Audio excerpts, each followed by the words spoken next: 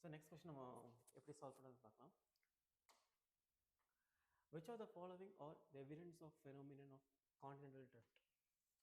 So continental drift அப்படிங்கிற theory யார் சொன்னாங்கன்னா ஆல்ஃப்ரெட் பெக்னர் அப்படிங்கிற ஒருத்தர் ப்ரப்போஸ் பண்ணார். இவர் என்ன சொல்ல வர்றாரு அப்படின்னா, உலகத்தில் இருக்கக்கூடிய இப்போ நம்ம ஃபேஸ் பண்ணக்கூடிய நிறைய காண்டினென்ட் இருக்குல்ல, இந்த காண்டினென்ட் எல்லாமே முன்னாடி ஒரே சிங்கிள் காண்டினென்ட்டாக தான் இருந்திருக்கணும். அந்த காண்டினென்ட் தான் கொஞ்சம் கொஞ்சமாக ஃபர்தராக இருக்கக்கூடிய ஜியாலஜிக்கல் எவல்யூஷனால் உடஞ்சி நிறைய காண்டினென்ட்டாக பிரிஞ்சிருக்கணும் அப்படிங்கிற ஒரு தியரியை ப்ரப்போஸ் பண்ணுறாரு. அதுக்கான எவிடன்ஸும் இருக்குது அப்படிங்கிறக்கான விஷயங்களை சொல்ல வராரு. அந்த எவிடன்ஸை பேஸ் பண்ணி தான் இந்த கொஸ்டின்ஸ் கேட்டிருக்காங்க. ஓகே, ஸோ ஃபர்ஸ்ட் கொஸ்டின்ஸ் என்னன்னா, the belt of ancient rocks from Brazil coast matches with those from Western Africa. Okay, so நமக்கு தெரியும் இதுதான் சவுத் அமெரிக்கா, இது சவுத் அமெரிக்காவாக இருக்கும். இதோடைய செயின் கனெக்ட் ஆகிற மாதிரி இங்கே நார்த் அமெரிக்கா இருக்கும். இந்த இடத்துல பார்த்தீங்கன்னா ஆஃப்ரிக்கன்ஸ்,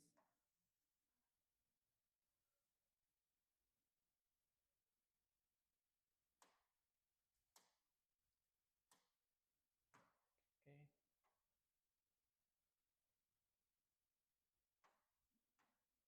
இது ஆஃப்ரிக்கா கன்செப்ட் பண்ணிக்கோங்க. இந்த இடத்துல சவுத் அமெரிக்கா இருக்கும். இப்போ இதோடைய கோஸ்ட்டும் பார்த்தீங்கன்னா வேற வேறையாக இருக்கிற மாதிரி தோணலாம், பட் அப்படி கிடையாது. அது ஒரே லேண்ட் மாஸ் தான். அந்த லேண்ட் மாஸாக உடஞ்சி இந்த மாதிரி தனித்தனியாக பிரிஞ்சிருக்கணும் அப்படிங்கிறாங்க அப்படின்னு ப்ரப்போஸ் பண்ணுறாரு. அதுக்கேற்ற மாதிரி இதோடைய ராக்கோடைய ரிமைன்ஸ்லாம் பார்க்கும்போது இந்த ராக்ஸில் கிடைச்ச ரிமைன்ஸும் இந்த ராக்ஸோடைய கோஸ்ட்டில் கிடைச்ச ரிமைன்ஸும் சிமிலராக இருக்கிறத வச்சு நம்ம என்ன தெரிஞ்சுக்க முடியுது அப்படின்னா, அப்போ ஒரு காலகட்டத்தில் உலகத்தில் ஒரு காண்டினென்ட்டாக இருக்கணும். அந்த காண்டினென்ட் பேர் என்னன்னா பேன்ஜியா அப்படின்னு சொல்கிறாங்க. ஓகே, பேன்ஜியாங்கிற சிங்கிள் காண்டினென்ட் தான் என்ன இருக்கணும், பிரேக் ஆகி பல நூறு காண்டினென்ட்டாக பிரிஞ்சு கொஞ்சம் கொஞ்சமாக சேர்ந்து இப்போ இருக்கக்கூடிய ப்ரெசன்ட் காண்டினென்ட்டாக சேஞ்ச் ஆகிருக்கும் அப்படின்னு சொல்ல வராங்க. Next, the gold deposit of Ghana derived from the Brazil plateaus when the two continents lay side by side.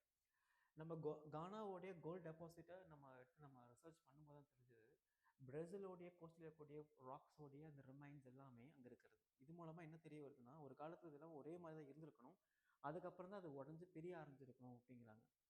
So இது ரெண்டு ஸ்டேட்மெண்ட்டே கரெக்டு தான். தேர்ட்னா, the Gondwana system of sediment from the India is known to have the counterparts in 6 different landmass of southern India. So அதாவது ஒரு single continent, அந்த single continent ஆகிக்கணும், break ஆகி இது ஒரு காண்டினென்ட்டாகவும் இது ஒரு காண்டினென்ட்டாகவும் உருவாயிருக்கணும் அப்படிங்கிறாங்க. அப்படி உருவான காண்டினென்ட்ல ஒன் ஆஃப் த பார்ட் தான் இந்தியா அப்படிங்கிற பார்ட். இதை என்ன ஆயிருக்கணும், இந்த இடத்துல வந்து மோதும் போது அது ஏஷியாவோட கனெக்ட் ஆகிருக்கணும். இப்படி தான் ஹிமாலயா பில்ட் ஆயிடுச்சு அப்படின்னு நம்ம ஜியோகிராஃபியில் பேசிக்ஸில் படிப்போம். அப்படி பார்க்கும்போது இந்த இடத்துல என்ன சொல்கிறாங்கன்னா, Gondwana systems sediments from India is known to have counterpart 6 different landmass. அதாவது இந்த கீழே இருக்கிற லேண்ட்மாஸ் பார்த்தீங்கன்னா இது எல்லாமே Australia and South America and southern continent and Africa, இது எல்லாமே சேர்ந்து ஒரு சிங்கிள் காண்டினென்ட் இருக்கணும்.